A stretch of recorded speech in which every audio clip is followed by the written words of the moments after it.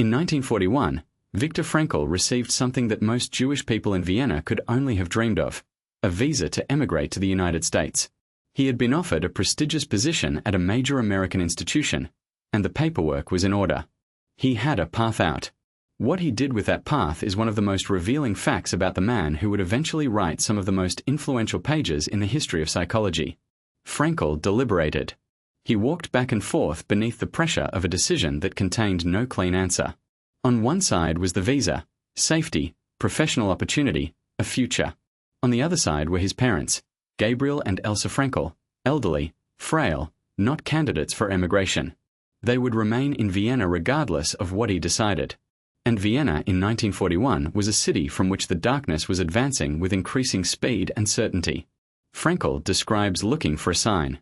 He came home one day to find a piece of marble on his father's desk, a fragment recovered from the rubble of a synagogue that had been destroyed by the Nazis. His father told him what the Hebrew letters on it said. They were the beginning of the commandment to honor one's father and mother. For Frankl, this was the sign he had been asking for. He applied for an extension on his visa, and then another, until the opportunity to leave had passed. He stayed in Vienna with his parents. In 1942, he married Tilly Grosser. That same year, he was arrested along with his new wife, his mother, and his father. His brother Walter and Walter's wife were arrested as well. Viktor Frankl was deported to their Theresstadt. His father would die there of starvation and pneumonia. His mother would be gassed at Auschwitz. His wife Tilly would die at Bergen-Belsen, cause unknown. His brother and sister-in-law would also perish.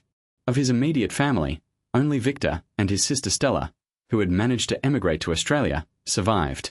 This biographical reality hangs over everything Frankl wrote.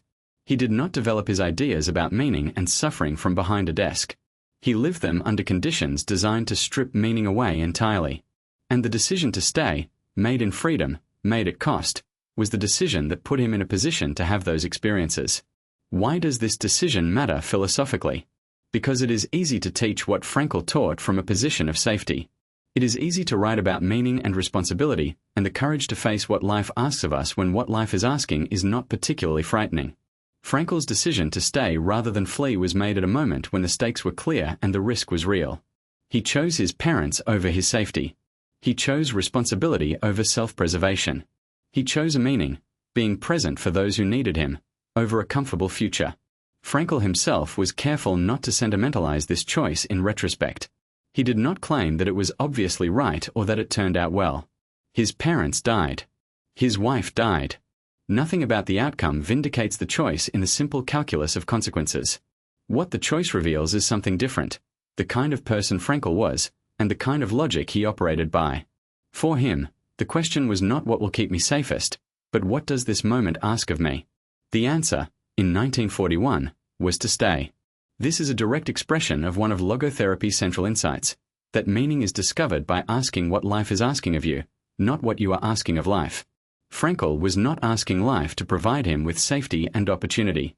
He was asking himself what he owed, and to whom, in the specific circumstances he actually inhabited. The answer was costly. He paid it fully. There is a particular kind of courage involved in accepting responsibility you did not have to accept, in staying when leaving was possible. It is different from the courage required when there is no choice. Frankl had a choice in 1941. He chose the harder, the costlier, the more faithful option. That choice did not save anyone, but it revealed, in the clearest possible way, the philosophy that he would spend the rest of his long life teaching, that the measure of a human being is not what they gain but what they choose when choosing is genuinely open. Subscribe to The Psychology of Viktor Frankl to explore more of his timeless ideas.